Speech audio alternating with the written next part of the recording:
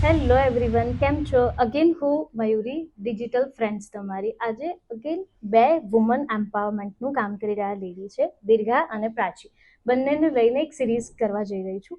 હવે આજનું જે મારું એ લોકોની સાથેનું ડિસ્કશન્સ છે ને, બહુ અમેઝિંગ વસ્તુ છે, કેમ કે વુમનની બે જ જોડી, દેટ મીન્સ બંને વુમન સાથે ભેગા થઈને કામ કરે ને, એટલે કેટલીક વખત આઉટ ઓફ ધી બોક્સ થતું હોય છે. સો બંને એક્ઝિબિશન્સ કરે છે અને એક્ઝિબિશનનું નામ છે ફેશન ફિયાસ્ટા. તો આપણે એમની જર્ની જાણીએ, કેમ કે બે ફ્રેન્ડ્સથી લઈ અને બિઝનેસ સુધીની જે જર્ની હોય છે કેવી રીતના હોય છે ને કેવી રીતે મેનેજ કરતા હોય છે, અને તમને બધાને એમના એક્ઝિબિશન્સથી કેટલા બેનિફિટ મળે છે અને એમની સાથે તમે કેવી રીતના ગ્રો કરી શકો છો. તો આજે આપણે એમની સાથે એમની સ્ટોરી જાણીશું. ઓકે, સો દીર્ઘા અને પ્રાચી, તમે લોકો એકબીજાને ક્યારે મળ્યા અને કેવી રીતના તમારી આ શરૂઆત થઈ એક્ઝિબિશનની?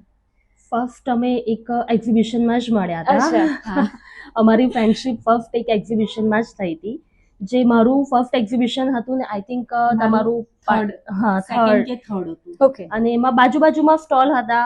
અને મેઇન કોઇન્સિડન્સ એ હતો કે અમારા બંનેની ડોટર સેમ એજના છે, સેમ ડેટના એ લોકોની બર્થડે છે, એટલે એક બોન્ડિંગ થયું ને એમાંથી એક ફ્રેન્ડશિપ ચાલુ થઈ. ફ્રેન્ડશિપમાંથી એક બિઝનેસ ચાલુ થયો. Okay, right. સો પ્રાચી, તમે શેના ઉપર એક્ઝિબિશન્સ કરતા હતા? કેમ કે તમે બંને પહેલા એક્ઝિબિશનમાં પાર્ટિસિપેન્ટ કરતા હતા. નાવ હવે તમે જાતે હોસ્ટ કરો છો, રાઈટ? સો કેવી રીતના તમારી જર્ની હતી? કે મારે ઘરેથી મેં પહેલા ચાલુ કર્યું હતું, તો મારું જ્વેલરીનો બિઝનેસ છે. ઓકે. પછી નવરાત્રી ટાઈમે કર્યું હતું મેં. પછી મેં એક કોન્ટેક્ટ લઈને એક્ઝિબિશન સ્ટાર્ટ કર્યું. એ વખતે અમે ઓર્ગેનાઇઝ નતા કરતા, સ્ટોલ્સ મૂકતા હતા. સ્ટોલ મૂકતા, રાઈટ. હા. તો અમે ત્યાં આગળ અમે બંને ભેગા થયા અને એમનું પરસીસનું હતું. અચ્છા, તો ત્યાંથી તમારી હા, મિત્રતાની શરૂઆત થઈ. એટલે બાજુમાં ટેબલ હતા, ત્યાંથી પછી વાતચીત ચાલુ થયું. તો કેટલીક વાર એવું થતું હોય છે કે એઝ અ જ્યારે એક્ઝિબિશન્સમાં જતા હોય ને, ત્યારે બાજુમાં એકબીજા લેડીઝ સ્ટોલ મૂકતા હોય છે ને. મારા ખુદના અનુભવ, કેમ કે હું ઘણા એક્ઝિબિશન્સ વિઝિટ કરતી, એકબીજાની સામે જોવે પણ નહીં, વાત પણ નહીં કરે ને, એક એટીટ્યુડ અલગ લેવલનો હોય છે કે ભાઈ તમે કોણ છો, હું તો આટલા ટાઈમથી એક્ઝિબિશન્સમાં છું, મારી પાસે કસ્ટમર્સ વધારે આવે છે. આ બધી લેડીઝની બોડી લેંગ્વેજ જોવા મળતી હોય છે. પણ બિયોન્ડ ધીસ, આ બંને એકબીજાના ટેબલ બાજુમાં હતા, તો ત્યાંથી એમને ફ્રેન્ડશિપ કરી. સો ગાઈઝ, આના પરથી એટલું એક તો શીખવા જરૂર મળશે કે તમારી આસપાસના લોકોને તમે સામેથી એપ્રોચ કરશો ને, તો ક્યાંક તમે કંઈક ને કંઈક મેજિક કરી શકશો, રાધર દેન કે રીલ્સમાં બતાવે છે ને કે ગર્લ્સ હંમેશા એકબીજાને એપ્રિશિએટ નહીં કરતી, એવું હંમેશા નથી હોતું. ઓકે, સો તમે જ્યારે બંનેના એક્ઝિબિશન્સમાં કન્ટિન્યુઅસ કનેક્ટ થયા, તો ક્યારે તમને આઈડિયા આવ્યો કે અમારે આવું કંઈક કરવું છે? તમે લાઈક એકબીજાના સેમ થોટ પ્રોસેસ હતા કે કોઈ એકે એપ્રોચ કર્યું, બીજાએ એડ ઓન કર્યું? વોટ ધ સ્ટોરી, અને કયા વર્ષે તમે આ વસ્તુ સ્ટાર્ટ કરી?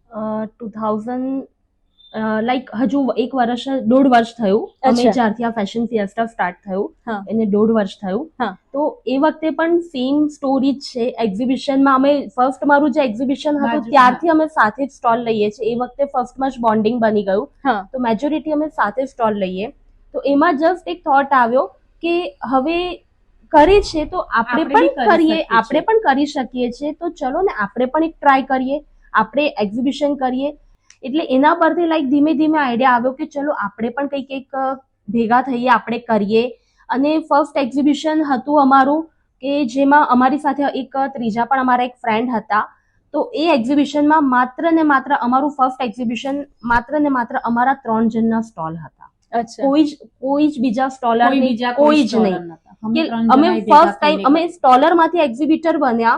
તો એ વખતે થોડું એ કન્ડિશન, એ સિચ્યુએશન થોડી ટફ હતી કે બીજાને ઘણાને એ એક્સેપ્ટેબલ નહોતું. ટ્રસ્ટ ફેક્ટર બી આવે કે તમે કરી શકશો કે નહીં જોડે. અને લાઈક કોમ્પિટિટર નું પણ એક ફેક્ટર હતું એ હોય કે જે લોકો ઓલરેડી ઓર્ગેનાઇઝર્સ હતા, તો એ લોકોને કેવું ફેક્ટર હતું કે આ લોકો સ્ટોલર છે અને ઓર્ગેનાઇઝ કરી રહ્યા છે, રાઈટ. તો એ થોડું કોમ્પિટિશન રિલેટેડ હતું. સો ફર્સ્ટ અમે ડિસાઈડ કર્યું કે અમારે કોઈને જ નથી લેવા, ખાલી અમે કરીએ, રાઈટ. અને એ ગ્રાન્ડ સક્સેસ ઇવેન્ટ હતી. રાત્રે લાસ્ટ ડે ના રાત્રે અમારા બધાના સ્ટોલ ટોટલી ખાલી હતા. કોઈ પણ પ્રોડક્ટ અમારી હતી નહીં, ફૂલ સક્સેસ ઇવેન્ટ હતી એ. અને પછી અમે સ્ટોલર્સને ઇન્વાઇટ કર્યા, અમે એક ગ્રુપ બનાવ્યું, સ્ટોલર્સ ઇન્વાઇટ કર્યા અને પર્ટિક્યુલર એક પ્રોપર એક્ઝિબિશન સ્ટાર્ટ કરતા થયા. સો આ તો થઈ તમારા બંનેની જર્નીની શરૂઆત. હવે as a woman there are lot of challenges with the in a market. જો જ્યારે તમે એક્ઝિબિશન્સના સ્ટોલ્સ મૂકો છો ત્યારે તમારું મેજર ટાસ્ક આવે છે ફરાઝ ખાના, રાઈટ, જેમાં તમારે ડીલ કરવાની હોય છે, રાઈટ. સો એની અંદર કેવા ચેલેન્જીસ આવતા હોય છે, એને તમે કેવી રીતે અપકમ થયા, મતલબ એને તમે કેવી રીતના ફેસ કરીને કેવી રીતના સોલ્યુશન કર્યું? બિકોઝ કોઈ પણ લેડીઝ માટે માર્કેટની અંદર કામ કરવું પહેલા સ્ટેજમાં અઘરું છે, કેમ કે તમને કોઈ ઓળખતું નથી, તમારું નામ નથી, અને એની વચ્ચે તમે તમારી જગ્યા બનાવવા જઈ રહ્યા છો, રાઈટ. સો એવા કોઈ તમને ચેલેન્જીસ આવ્યા હતા ને એ તમે ઓવરકમ કરેલા છે એવું કંઈ તમારી જર્નીમાં? એવા તો આમ અમારા બિઝનેસ છે એટલે કંઈક નાના મોટી દરેકમાં થતું જ હોય છે, રાઈટ. તો એને હેન્ડલ કરવું તો અઘરું છે, કરવું પડે છે. પણ સપોર્ટ અમારા હસબન્ડ ના પણ અમને સપોર્ટ હોય છે, એટલે અને ભગવાનથી કે માણસો બી અમને જે બધા મળ્યા છે સામે એ સારા મળ્યા છે કે કોઓપરેટ એ લોકો પણ અમારી સાથે એટલું કરે છે. અચ્છા, સો ઇન શોર્ટ તમને સચ એવો કોઈ મેજર ચેલેન્જ નથી આવ્યો ચાલુ કર્યા પછી કે મોટિવેશન જ તૂટી જાય કે ભાઈ નહીં હવે નેક્સ્ટ નથી કરવું? કેમ કે કેટલીક શરૂઆત એવી હોય છે ને કે ચાલુ કર્યું પછી પહેલું સક્સેસ ગયું ને એટલે એક માઇન્ડસેટ થઈ જાય કે હવે બધું સારું જ થશે ને, એમાં અચાનક કંઈક થાય ને એટલે પાછું મોરલ તૂટી જાય. એક વખત એક ઇન્સિડન્ટ એવો થયો હતો, હમણાં થોડા ટાઈમ પહેલાની જ વાત છે, કે એક ઇવેન્ટ હતી અમારી. નોટ નેસેસરી કે દરેક ઇવેન્ટ સક્સેસ જાય તમને, એવું હોય તમારી બિઝનેસ છે તો લોસ પણ બેર કરવો પડે. તો એક ઇવેન્ટ હતી કે જેમાં અમે ઘરના મૂકેલા છે, લોસ બેર કરેલો છે અમે. એ વખતે એક સિચ્યુએશન હતી કે લાઈક આપણે સેન્ટરમાં આપણે એકલા ઉભા છે અને આજુબાજુ બધી જ લેડીઝનું ટોળું ઊભું છે કે નહીં મને આવું તમે મને આમ કરો, પબ્લિક નથી આવી, આ છે તે છે. આપણે આપણા હેન્ડથી બધા ટ્રાય કર્યા, બટ અલ્ટિમેટલી પબ્લિક આપણા હાથમાં છે નહીં, રાઈટ. એ તો હવે આવી જ જાય છે, એવું છે. નથી આવતી તો આપણે કોઈને જઈને નથી કહી શકતા, એક એવું પોઈન્ટ હોય છે. તો એક પોઈન્ટ એવો હતો, બટ ત્યારે એ બંનેનું મ્યુચ્યુઅલ અન્ડરસ્ટેન્ડિંગ છે. અગર હું હાઈપર થઈ ગઈ છું તો એક કામ છે એકદમ કે ના, એ શાંતિથી હેન્ડલ કરી લે છે કે ના ભાભી તમે રવા દો, હું જોઈ લઉં છું, કરી લઉં છું. અને એ અગર હાઈપર છે તો એ ટાઈમે હું સિચ્યુએશન એને હેન્ડલ કરી લઉં છું. તો એવી રીતના એકબીજાના બોન્ડિંગથી વાંધો નથી આવતો. એ છે. તો આવું ઘણી બધી વખતે થતું હોય છે. ધીસ ઇઝ ધ લેસન કે જ્યારે તમે બે લોકો કામ કરતા હોય છે ને એમાં વિન વિન કન્ડિશન કેવી રીતના કરાય, બિકોઝ ઓફ હંમેશા ઇટ્સ અ મ્યુચ્યુઅલ સ્ટોરી અને એક મેજિક હોય છે કે કોઈ એક છે ને ધૂમ ધડાકા કરીને જતું રહે અને બીજું સાચવી લે. That strategy always work true. અને એ મેં ઘણી બધી જગ્યાએ મારી ટીમ સાથે પણ મેં આ કર્યું હતું કે જ્યારે તમે બે ઓનર્સ હોય છે કે બે પાર્ટનર્સ કામ કરતા હોય છે ને ત્યારે હંમેશા એ લોકોની એક સ્ટ્રેટેજીસ હોય છે કે જે પીપલને મેનેજ કરી લે ઇઝીલી, કે ક્યાંક બગડ્યું છે ને તો બગડેલાને પણ તમે જવાબ આપો છો અને સુધારી કેવી રીતના શકશો ને એ પણ તમારી પાસે જ સોલ્યુશન હોય છે. તો આ એક એવી ઇન્સ્પિરેશન સ્ટોરી છે કે જ્યારે કંઈક તમે માર્કેટમાં કરવા નીકળો ને ત્યારે ચેલેન્જીસ હંમેશા હોય છે. અને yes, both ladies very blessed with their families and there husband support, અને એ કરવો જ જોઈએ. બિકોઝ ઓફ કેવું છે કે જે ઇન્ડસ્ટ્રી છે ને એની અંદર પહેલો બીજું પગથિયું છે ને ચડવા માટે બધાનો સપોર્ટ જોઈશે. જ્યારે તમારું નામ બનશે ને ત્યારે તમને ઓટોમેટિક લોકો સામેથી જ બોલાવશે. જર્ની હંમેશા એવી જ હોય છે. એવું નથી હોતું કે ભાઈ કંઈક તમે કરવા જાઓ છો ને કોઈને પછાડી દઈએ, સપોર્ટ ના કરીએ. હા, કેટલાક ચેલેન્જ એવા બી આવતા હશે કે તારાથી નહીં થાય, તું નહીં કરી શકે, અમે જોઈ લઈશું તું કેવું કરે છે. બટ આ બધી વસ્તુ it's a part of journey, કેમ કે જ્યાં સુધી તમે પછડાશો નહીં, શીખશો નહીં, ત્યાં સુધી આગળ વધવાના રસ્તા પણ નહીં મળે, રાઈટ. સો તમારા જે એક્ઝિબિશન્સ છે એ કયા કયા એરિયામાં કરતા હોવ છો અને કેવી રીતના એક્ઝિબિશન્સની તમારી ફ્રિકવન્સી હોય છે? લાઈક મંથલી હોય છે, 15 ડેઝ પર હોય છે, યા ફેસ્ટિવલ્સ વાઇઝ હોય છે? અમારું મંથલી મોસ્ટલી અમે 2 એક્ઝિબિશન કરીએ છીએ. ઓકે.